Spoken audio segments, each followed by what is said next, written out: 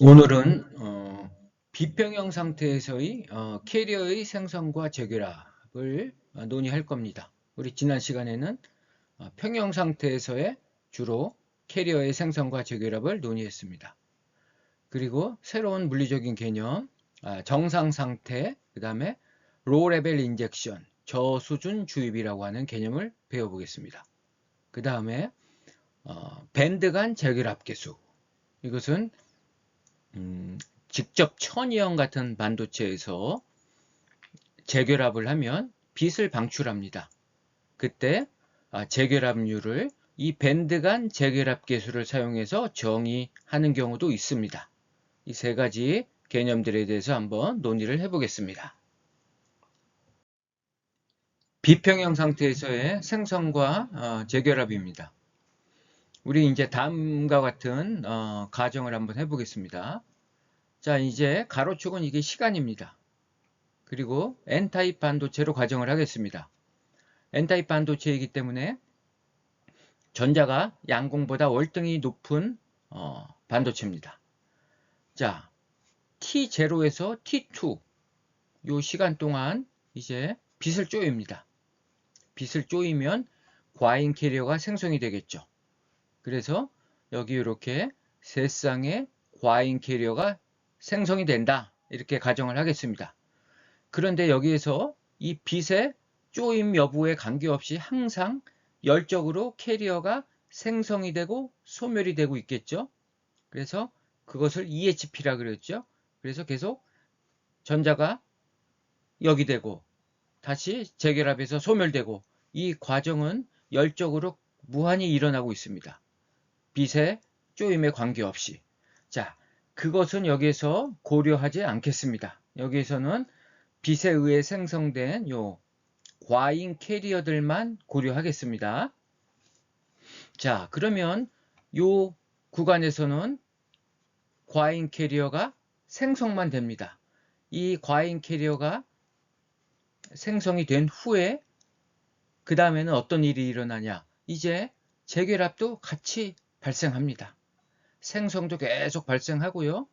이제 재결합도 발생을 합니다. 그래서 이때는 캐리어가 생성되는 것과 재결합되는 율이 동일하기 때문에 시간에 따른 이 과잉 캐리어의 변화율은 제로입니다. 변화가 일정하다는 얘기입니다. 그래서 이러한 구간을 우리는 정상 상태의 구간이다. 과잉 캐리어의 시간적 변화율이 일정하다. 그러한 구간이 되겠습니다. 이 구간은 생성만 일어나는 구간이죠. 대략 이 생성이 되는 시간은 약 마이크로세크에서 나노세크 오답니다.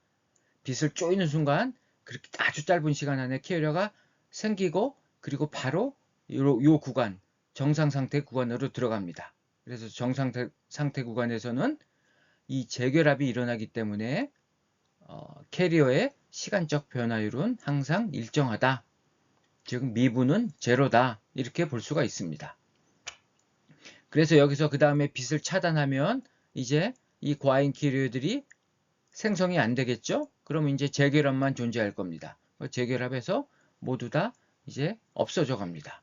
그래서 점점 이렇게 감소해 가서 T3가 되면 이제 다시 원래 상태로 복원이 되는 것입니다. 자, 이러한 경우에 우리 과잉 캐리어의 재결합률을 어떻게 정의할 것이냐?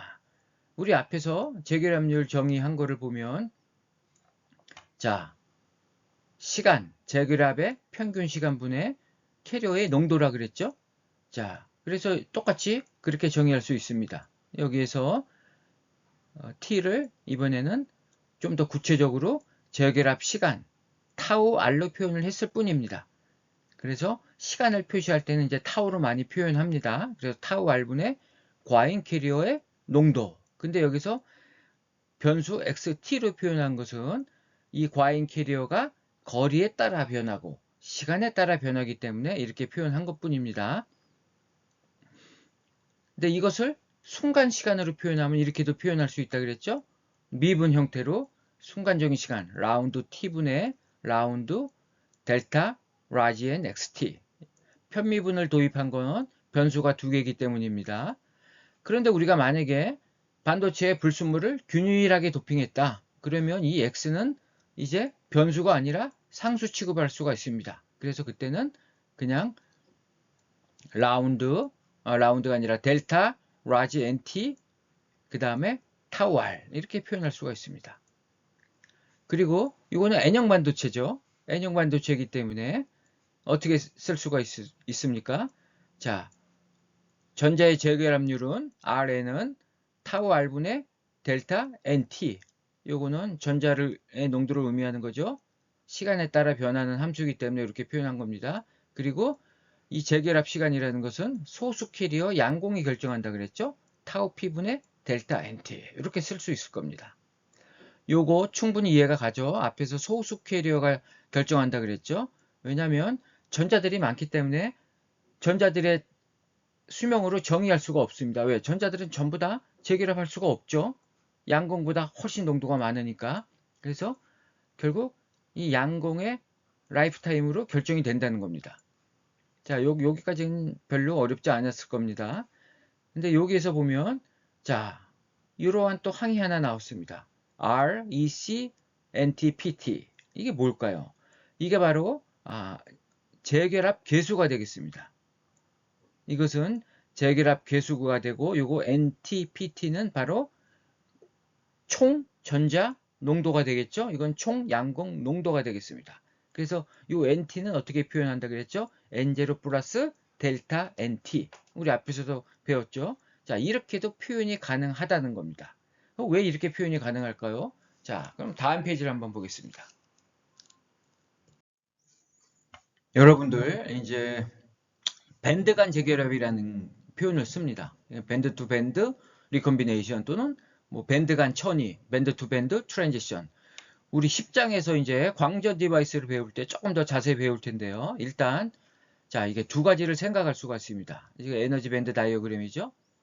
자, SRH 리컴비네이션이라는 게 있는데요. 이건 샤클리 리드 홀 리컴비네이션. 이거는 4장의 거의 마지막 부분에서 배울 겁니다. 이제 대표적으로 이제 실리콘이 이런 경우가 해당하는데요. 실리콘은 인다이렉트 트랜지션 반도체입니다. 이 부분은 나중에 설명을 할게요. 이 4장에서는 뭐 굳이 몰라도 됩니다. 이게 뭐냐면은 결국 밴드갭 내에 어떤 이렇게 트랩이 존재해서 이 트랩을 이용해서 전자를 포획하고 양공을 포획하고 따라서 이 부분에서 리콤비네이션이 일어나겠죠. 뭐 그런 겁니다. 대략 설명을 하면 그러니까 여기에서는 여기서 자세히 설명하지는 않겠습니다. 4장의 마지막 부분에서 설명을 하겠습니다. 자, 그 다음에 이제 갈륨 아세나이드 같은 경우가 이제 직접 천이형 반도체입니다. 이 직접 천이형 반도체는 재결합하면서 반드시 빛을 방출합니다. 특히 이러한 밴드 간 재결합. 이러한 밴드 간 재결합. 이렇게 생성이 되고 그 다음에 소멸이 되죠. 그때 요 해당하는 에너지가 빛으로 나오는 겁니다. 그래서 이런 경우에는 이제 재결합이 어떻게 정의가 되느냐. 자, 여러분들 우리 재결합 계수를 R, E, C 이렇게 표현합니다. 이렇게 표현하는데 그 정의는 뭐냐면 열평형 상태에서의 먼저 정의입니다. Ni 제곱분의 R 리컴비네이션입니다. 그래서 이 단위를 보면 센티메타 3승 per sec입니다. 이것을 이제 재결합 계수라고 하는데요. 이거의 이 물리적 의미는 뭘까요? 한번 여러분들이 상상을 해보세요. 단위 시간이죠? 뭐 1초가 되겠죠? 1초 동안에 단위 부피에서 전자와 양공이 만나서 이 말은 재결합한다는 얘기죠. 포톤을 형성하는 횟수. 그러니까 재결합 뭐 횟수로 봐도 무방하겠죠. 포톤이 형성이 되려면 반드시 전자와 양공이 재결합해야 됩니다. 재결합하려면 먼저 생성이 돼야 되겠죠. 그래서 이 재결합 계수가 크다는 얘기는 어떤 의미입니까? 포톤이 많이 형성이 된다는 얘기입니다. 즉 재결합이 많이 일어난다는 얘기입니다. 그래서 R하고 REC는 서로 비례관계에 있다는 것을 알 수가 있죠. 그래서 여기서 R을 어떻게 표현합니까? 재결합을 재결합 계수로 표현해서 NI제곱. 이건 열평형 상태가 되겠죠? 비평형 상태에서는 어떻게 됩니까? 이 NI제곱이 아니라 NT, PT가 되겠죠. 이 T는 썸을 이퀴브리엄 상태입니다.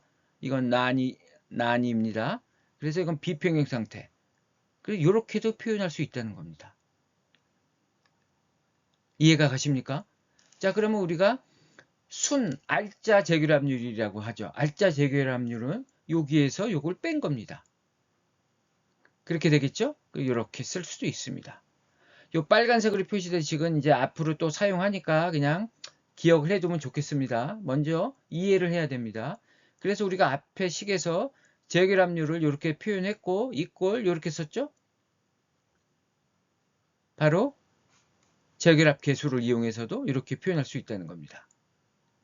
이 재결합 계수를 뭐 B라고 표현하는 교재도 있고 알파 R 뭐 다양하게 표현하는 교재들이 있습니다. 근데 이 교재에서는 이거를 알파 R로 표현을 했는데요.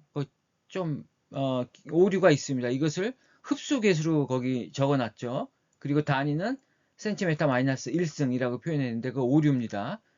이 알파 R은 재결합 계수가 되겠습니다. 그리고 단위는 이렇게 됩니다. 그 오류를 좀 정정하겠습니다. 자, 그래서 재결합은 이렇게도 표현할 수 있다는 것을 여러분들 잘 이해를 해야 되겠습니다. 그럼 정상 상태에 대해서 한번 그 물리적 개념들을 한번 배워보겠습니다.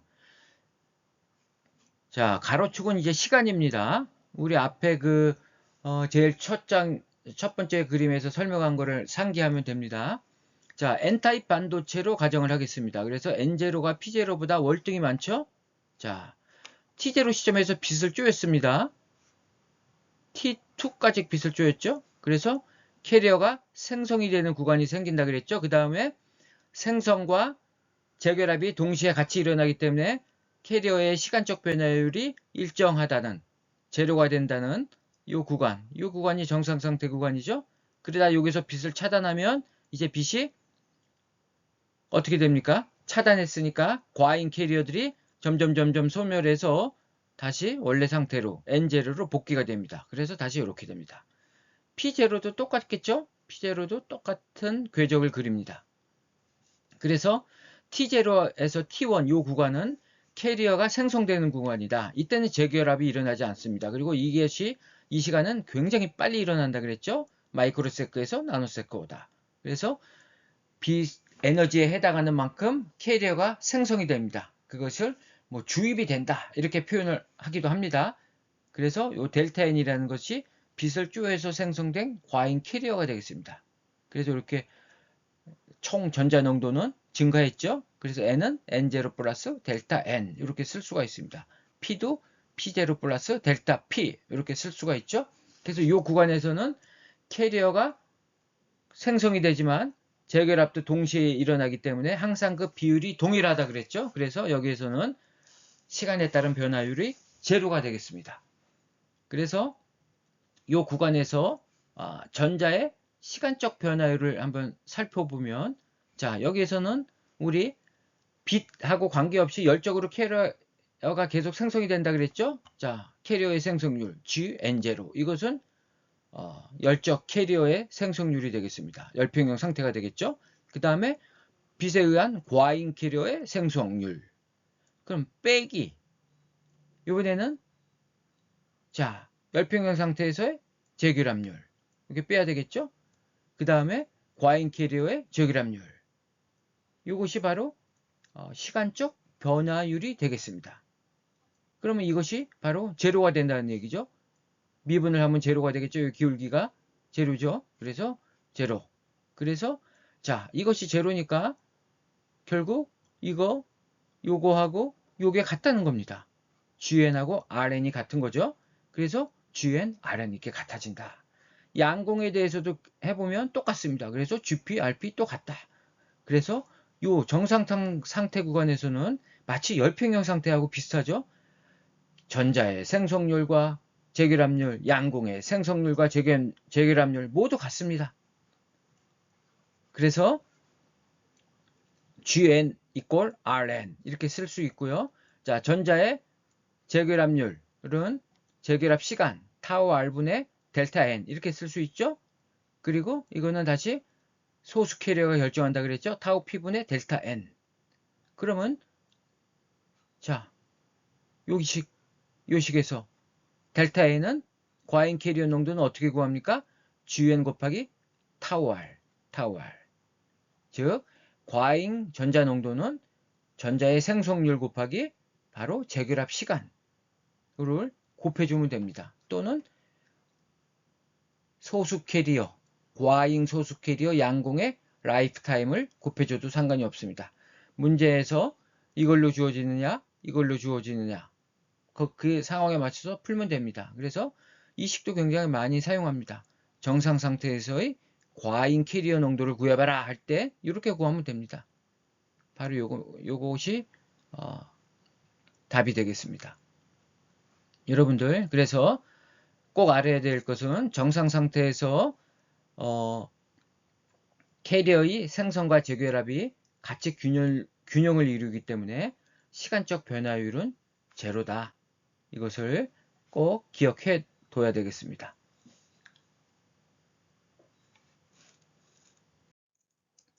자, 그러면 이제 문제를 하나 풀어보겠습니다. 자, N형 실리콘 반도체에서 전자 농도가 이 정도고요.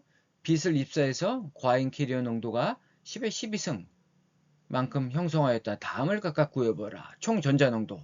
자, N이라는 것은 N0 플러스 델타 N이죠. 근데 델타 N이 10의 12승입니다. 너무 작죠? 이거 무시할 수 있습니다. 그냥 그대로 2.25 곱하기 10의 17승. 즉 N이 그냥 N0가 됩니다. 그 다음에 양공 농도죠. 근데 열평형 상태니까 이렇게 써야죠. 그러면 P0는 N0분의 NI제곱. 그래서 10의 3승이 됩니다. 자, 세 번째. 총 전자 농도와 양공 농도의 곱. NP가 되겠죠? 이렇게 되죠? 그럼 요것이 요거고 요것은 어떻게 됩니까? 자, P0는 10의 3승이고 델타 P는 어떻게 되죠? 10의 12승이죠?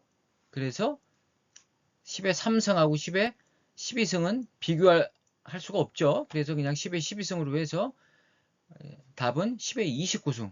이게 엄청나죠? 이게 바로 비평형 상태이기 때문에 이런 현상이 일어나는 겁니다. 열평형 상태에서 실리콘 같은 경우 300K에서 10의 20승 정도 됐죠? 근데 이렇게 과잉 캐리어가 생성이 되면 이렇게 크게 변합니다. 이것을 여러분들 잘 기억해 두면 좋겠습니다. 그 다음에 네 번째, 총 양공 농도.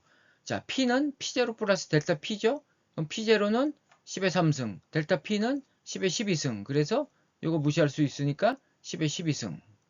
자, 여러분 여기서 이제 중요한 또 개념이 하나 나옵니다. 로우 레벨 인젝션이라는 것이 나오는데요. 한번 보세요. 자, 로우 레벨 인젝션. 이게 저수준 주입이라고 하는데요. 자, 우리 빛을 쪼여서 생성된 이 과잉 캐리어 델타 N 이꼴 델타 P 이꼴 10의 12승이죠.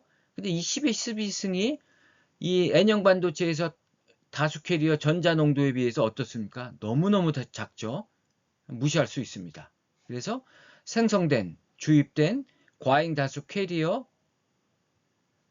캐리어가 다수 캐리어에는 영향을 미치지 못합니다. 그죠? 10의 17승이니까 다섯 차수가 차이가 납니다. 그러나 소수 캐리어, 자, P0는 10의 3승이죠. 근데 소수 캐리어 농도는 10의 12승으로 변했습니다. 그죠? 즉, 소수 캐리어 농도는 크게 변화되어 과잉 캐리어 농도로 수렴한다. 즉, 이런 저수준 주입이라는 것은 주입된 이 과잉 캐리어 농도가 다수 캐리어에는 영향을 못 미치지만 소수 캐리어 농도에는 크게 영향을 미쳐서 과잉 캐리어 농도로 변화시켜버린다. 이런 것을 우리 저수준 주입이라고 합니다. 그래서 통상적으로 주입한 과잉 캐리어 농도가 다수 캐리어 농도의 10분의 1 이하인 경우를 저수준 주입이라 한다. 그러니까 저수준 주입의 최대값은 어떻게 되겠습니까? 2.25 곱하기 10의 16승이다. 이 이하가 돼야 된다는 얘기입니다. 이 이하가 되죠? 12승이니까. 만약에 그거 10의 16승보다 크면 어떻게 됩니까? 그때는 이제 저수준 주입이 아니라 하이 레벨 인젝션 영역으로 들어가게 됩니다. 이제 그 부분은 이제 한 6장에서 또 다시 다룰 것입니다. 그래서 이 로우 레벨 인젝션을 여러분들 잘 기억해야 되겠습니다. 자, 그러면 이제 두 번째 문제, 이제 마지막 장이 되겠네요. 마지막 페이지가 되겠네요. 자, 실리콘에 포스포러스가 2 곱하기 10의 17승 도핑돼 있어요. N형 반도체죠. 그 외부에서 빛을 조사해서 생성률이 이 정도랍니다. 2 곱하기 10의 19승, 단위 시간, 단위 최적당 2 곱하기 10의 19승의 캐리어가 생성이 된다는 거예요. 이게 생성률입니다. 그 다음에 재결합 시간이 1 마이크로세크예요. 일대 다음을 구해보아라. 자, 열평형 상태의 전자농도. 자, N0죠? ND. 2 곱하기 10의 17승. 물론 우리 완전 이온화가 된다고 가정을 한 거죠. 그냥 여기서 뭐 이온화율 고려 안 해도 됩니다. 일단 N0는 ND 2 곱하기 10의 11승 이렇게 됩니다. 그 다음에 P0는 이렇게 되죠. 그래서 10의 3승입니다. 그 다음에 3번 과잉 전자농도. 과잉 전자농도는 아까 우리 어떻게 구했습니까? 생성률 곱하기 재결합 시간 또는 소수 캐리어 시간, 수명. 그렇죠? 이렇게 됩니다. 그래서 생성률이 이거죠. 그 다음에 재결합 시간 1 마이크로세크. 그래서 과잉 캐리어 농도는 단위 최적당 10의 13승 정도가 형성이 되는 거예요. 그래서 다수 캐리어 농도에 비해서 너무나 작죠? 자, 저수준 주입을 만족합니다. 그리고 델타 P. 델타 P도 똑같겠죠? 항상 같은 비율로 생성이 된다 그랬죠? 똑같습니다. 델타 P. 그 다음에 5번 총 전자 농도는 이렇게 되죠? 그래서 그냥 이건 N0가 됩니다. 그죠? 저수준 주입이기 때문에. 그러면 총 양곡 농도는 과잉 캐리어 농도로 수렴한다 그랬죠? P는 그냥 어디 요 13승이 될 겁니다. 이렇게 더해봤자 요 3승 더해봤자 변화 없습니다. 그래서 자, 저수준 주입에서 N은 N0가 되고 P는 델타 P가 된다는 거. 이거를 꼭 기억해야 되겠습니다. 그래서 이번 시간에 아주 중요한 저수준 주입. 이거는 이해하기가 쉽습니다. 그 다음에 정상 상태. 정상 상태는 비평형 상태에서 캐리어의 과잉 캐리어요. 과잉 캐리어의 시간적 변화율이 제로다. 일정하게 농도가 유지된다. 마치 열평형 상태하고 유사하다. 이렇게 기억을 하면 되겠습니다. 자, 그럼 이번 시간 강의는 자, 이것으로 마치겠습니다.